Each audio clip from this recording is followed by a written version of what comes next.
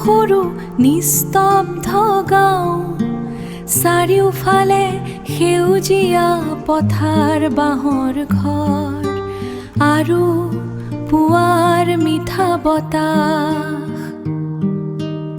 এই গাঁওখনৰ জীৱন সহজ আছিল, লোকসকল পৰস্পৰে পৰক চিনি পাইছিল। গাঁওখনৰ কাষেৰে বৈ থকা এখন শান্ত নদী আছিল, তেওঁলোকৰ জীৱনৰ মূল।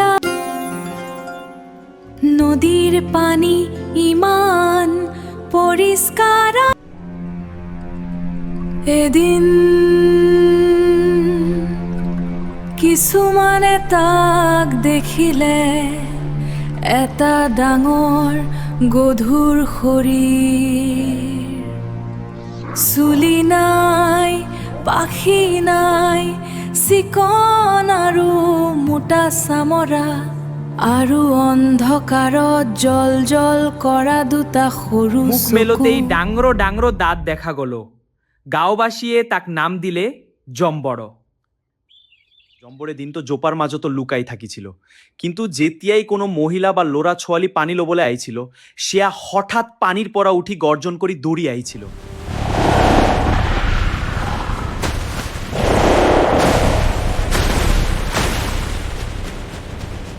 পানির পাত্র পেলাই সকলের প্রাণ বজাদবলে পলাইছিল।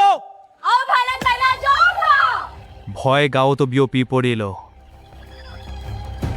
কিছুদিনের ভিতরতে নদীর পার একেবারে খালি হয়ে গেল। না হাহি, না কথা, না জীবনের শব্দ। নদীখন এতিয়া ভয়ের প্রতীক হয়ে পড়িল।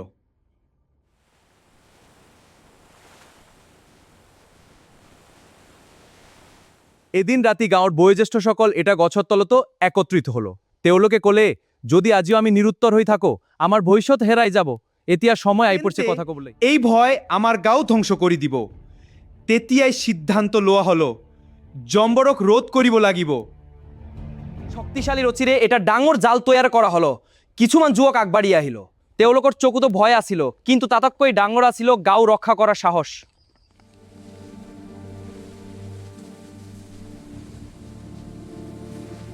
পুৱতি নদীৰ পানী কাঁপি উঠিল, জম্বৰ ওলাই আহিল, জাল তাৰ ওপৰত পৰিল।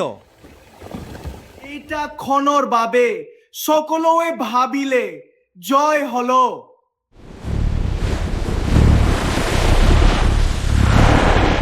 জম্বৰে অসীম শক্তিৰে জাল টান দিলে। এটা ৰচি ছিঙ, তাৰপিছত টানে আৰু মুহূৰ্ততে সম্পূৰ্ণ জাল ফাটি গ'ল।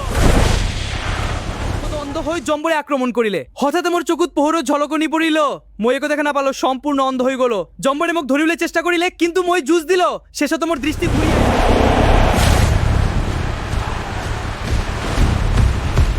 যুৱক আহত হলো, বাকি সকলে প্রাণ বচাই পলাই গেল।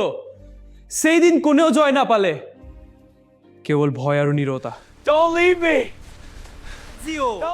সেই নদীখন বৈ আছে। গাঁওবাসীয়ে এতিয়া দূৰৰ কুৱাৰ পৰা পানী আনে, কিন্তু কেতিয়াবা নিশাৰ অন্ধকাৰতো পানীৰ তলতো দুটা ঝলত জ্বলীয়া চকু দেখা যায় বুলি কয়।